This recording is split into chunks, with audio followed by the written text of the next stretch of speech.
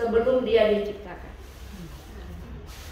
Jadi ibu nggak usah minta-minta untuk dimuliakan, karena oleh Allah sudah dimuliakan dengan sendirinya.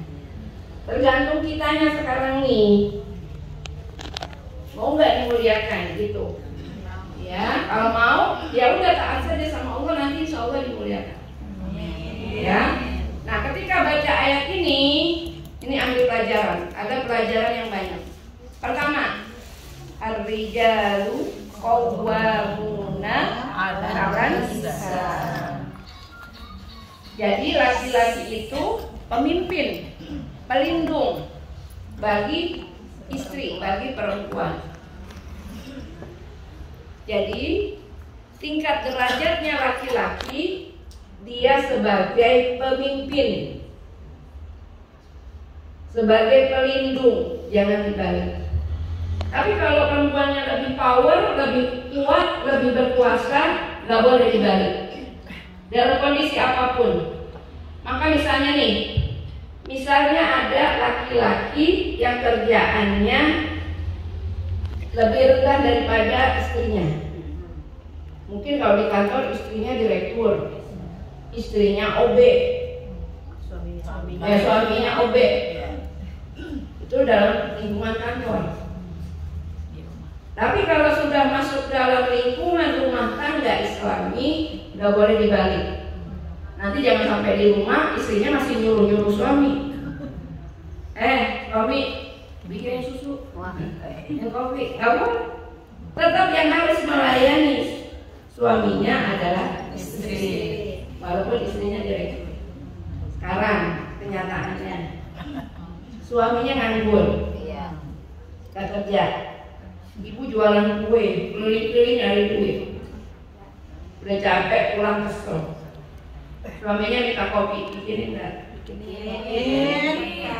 Jawab jujur dong. Tanya pengawas bikinin nggak? Saset. Soalnya tahu YouTube jadi bikinin ya.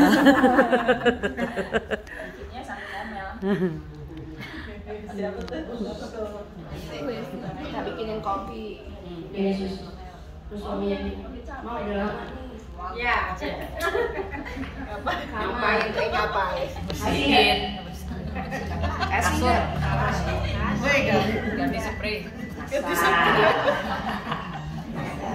Pulang capek loh, cari duit, istrinya, suaminya cuma nyuruh-nyuruh doang. Pada kenyataan perceraian terjadi karena tingkat perceraian itu meningkat karena sekarang istri nggak mau diatur sama suami. Merasa dia paling hebat, dia udah nyari duit, dia jaga anak, dia beresin apa, dia beres-beres. Ke suami apa ya? Buat apa dia? Gak punya suami juga gak apa-apa. Bener gak? Kenyataannya begitu. Kenyataannya begitu. Ya, saya memang melihat kenyataan aja. Padahal di dalam Al-Quran itu posisinya ar-rijalu qawwamuna 'alan nisa. Gak ada catatan kalau suaminya baik atau kalau suaminya gajinya besar, nggak ada. Ada. Jadi tanpa catatan. Jadi dalam kondisi apapun suaminya, orang yang sudah dinikahinya, dia terima dengan ikhlas sebagai suami. Apapun nanti kejadiannya, dia tetap posisinya adalah sebagai istri. Masya Allah. Ya harus disadari dulu, egonya makanya diturunin dulu. Jangan nggak bisa. Saya udah capek, saya udah kerja keras. Masa dia udah cari duit, jagain anak, urus rumah tangga, sedang suami nggak ngapa-ngapain, masa iya juga saya harus melayani? Kenyataan hidupnya seperti itu. Ya, maka apalagi perkataan Allah, karena ada alasan Allah melebihkan suami. Karena Allah telah melebihkan sebagian mereka laki-laki atas sebagian perempuan. Dan utamanya nih, harusnya Allah juga tahu yang mencari nafkah adalah laki-laki. Maka perempuan yang soleh, solehah. Catat, adalah mereka yang taat kepada Allah. Pada Allah baru suami. Karena Allah menyuruh kita taat sama suami, maka kita taat sama suami. Dasarnya taat kepada Allah. Ya. Yang kedua, menjaga diri ketika suaminya tidak ada. Karena Allah telah menjaga mereka. Nanti selanjutnya ada perempuan yang kamu khawatirkan akan nusyus. Nusyus itu adalah penjelasannya. Saya nggak mau bahas yang nusyus dulu. Ya, ini meninggalkan kewajiban sebagai istri. Ya. Maka nanti diberi nasihat. Sampai udah berkali-kali dinasehati tidak bisa, maka dia bisa aja, bisa tempat tidur, bukan bercerai ya? Iya, hanya bisa tempat tidur. Ya. Dan kalau sudah berkali-kali nggak bisa dibilangin pukulnya tuh bukan pukul pakai besi, pakai kayu, pukul sayang di tempat yang tidak membahayakan. Ya bukan dijedotin, ditabuk, ditendang, bukan. Itu mah KDRT. Bukan itu. Ya pukul dengan harapan dia sadar. Ya. Tapi jika mereka menaati, maka janganlah mencari-cari kesalahan, jangan menyusahkan. Sungguh Allah Maha Tinggi, Maha Besar. Yang jaga perempuan adalah Allah. Allah sudah mewanti-wanti lagi. Nah sekarang dari ayat ini maka kita menjabarkan, kita ambil hikmah ya. Di dalam hadis dikatakan betapa mudahnya wanita masuk surga. Saya kasih tahu, semudah itu. Caranya tadi kan dari taat kepada Allah. Kata Rasulullah, jangan tinggal sholat 5 waktu, yang wajib jangan tinggal. Ya. Kemudian berpuasa kan rukun, puasa Ramadan. Ya. Kemudian dia taat sama suami. Udah cukup, masuk surga perempuan. Jadi di situ ada taat, ada ya, nanti kalau nggak ada kita bahas. Sampai buat lagi. Jadi ketaatan perempuan, kemudahan masuk dalam surga itu bukan karena dia harus menjadi wanita karir, dia harus sekolah tinggi, ya, bukan. Harus dia mencari duit, karena itu nggak bagian dari kewajiban. Yang jadi kewajiban laki-laki adalah mencari nafkah. Ya, jadi saya kasih tahu dulu betapa mudahnya wanita masuk ke dalam surga. Kuncinya tadi taat kepada Allah dengan cara dia beribadah, melakukan sholat yang wajib, kemudian puasa, kemudian dia taat. 3 doang. Masalahnya sekarang dicari. Kalau suaminya baik, suaminya soleh, kalau nggak soleh, kalau nggak baik, jadi masalah ya. Ada yang punya kasus di sini, suaminya galak, nggak sayang, suaminya ya. Suami nggak sayang tinggal gitu. Wah, nggak masuk, nggak masuk. Buat apa sayang enggak? Udah yang sayang lah. Betul. Sekarang kita ngerendahin lagi ya, rendahin lagi. Kita kaji secara sabar, secara ikhlas.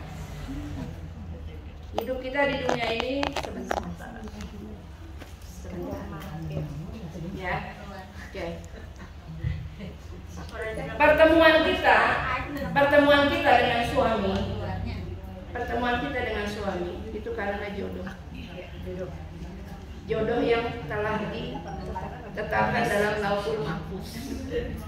Dalam hadis Arba'in dikatakan orang yang ada di janin ibunya berumur 40 hari itu sudah ditetapkan 3 hal. Pertama, rezekinya, jodohnya, dan mautnya. Ya. serta ada tambahan kebaikan atau keburukannya termasuk di situ. Jadi ibu belum ada, catatan di Lauhul Mahfuz sudah tertulis ibu itu akan berpasangan dengan siapa, anaknya berapa, namanya siapa saja, lahir cucunya siapa, ibu wafatnya kapan, rezekinya berapa, udah tercatat sebelum ibu diturunin ke dunia. Wah, Masya Allah. Apa yang kita khawatirkan? Semuanya udah dalam catatan Allah, sutradaranya Allah, kita cuma melakukan aja sebagai orang aktor, pemain. Gak boleh ibu sekarang berpikir aduh sulit hidup ini, aduh rezeki ini. Gak boleh, udah ada kata-kata itu. Gak usah dipusingin. Tapi karena pusingkan itu, ibu menyalahkan semua orang termasuk suami ibu. Ini perkara ini di dalam kehidupan dunia itu seperti itu. Padahal semuanya udah tercatat, anak kita mau jadi siapa, dia nikah dengan siapa, jodohnya siapa. Sampai akhir nanti dunianya ini kiamat, itu sudah ada catatannya dalam Lauhul Mahfuz. Yang penting diri kita dekat kepada Allah, berdoa banyak-banyak. Jadi sudah ada ketetapannya. Sekarang saya tanya lagi, ibu berjodoh dengan siapa? Saya nggak tahu nih ibu jodohnya siapa. Laki-laki yang seperti apa saya juga nggak tahu. Karakternya bagaimana saya nggak tahu. Yang tahu ibu sendiri. Ya, ketika kita menikah, sudah dengan akadnya, ijab kabulnya sudah diterima, orang tua laki-laki menyerahkan anak perempuannya kepada prianya, kepada suaminya nanti yang akan membimbing dia. Itu berarti sudah lepas tanggung jawab ayahnya kepada anak perempuan, sudah diserahkan dia kepada suaminya. Berlakulah kehidupan rumah tangga. Apa yang terjadi? Kesiapan dalam berumah tangga itu tidak pernah dipahami dengan baik. Maka terjadi kasus-kasus rumah Cerai. Sekarang kalau ditanya, kamu menikah mau ngapain? Ya menikah kan enak, yayang-yayang, ya, mama-mama, umi-umian, adik-umi, ya kan? Apalagi anak sekarang tuh yang SMP udah diajarin pacaran, SMA, itu penjumusan terhadap kecintaan. Gimana guys ya? Itu bukan kebahagiaan, itu kemaksiatan. Ibu, saya mohon, ibu jangan berbangga hati kalau anak itu pacaran. Itu edukasi. Itu kita ketir-ketir, Bu. Itu. Malah yang bagus itu yang dianjurkan adalah Singkatkan dengan singkat, karena edukasi. Menikah yang benar baik-baik. Ya. Karena apa? Karena kalau orang sudah jalannya tidak baik, nanti hasilnya tidak baik.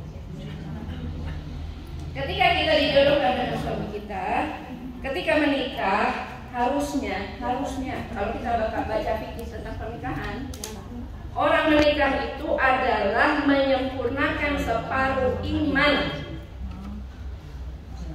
dan memampukan orang-orang tidak mampu menjadi mampu.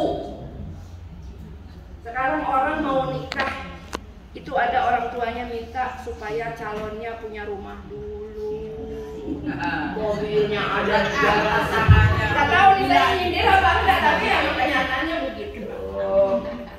Ya lakinya harus S2 dulu karena anak saya juga Milih, pemilih. Ya. Kalau kita mau baca fikih, orang yang menikah karena dia dianggap mampu, sudah dewasa, akhir balik, bertanggung jawab, dan dia sudah ada penghasilan, tapi nggak disebut berapa penghasilannya. Yang penting dia berusaha bertanggung jawab untuk bisa membiayai istrinya nanti dan ke depannya. Kita nggak pernah ngebayangin bakal punya rumah gede sampai sekarang, punya mobil, punya motor, karena lagi awal-awal nikah kita nggak bisa punya itu semua. Tapi ketika menikah Allah mampukan, nah itulah pernikahan. Jadi kalau menikah tuh nggak usah malu-malu, nggak usah ragu-ragu, nggak usah mikirin masalah materi. Apa yang dipikirkan dalam pernikahan? Ketika pernikahan menyempurnakan iman kita kepada Allah Subhanahu wa Ta'ala.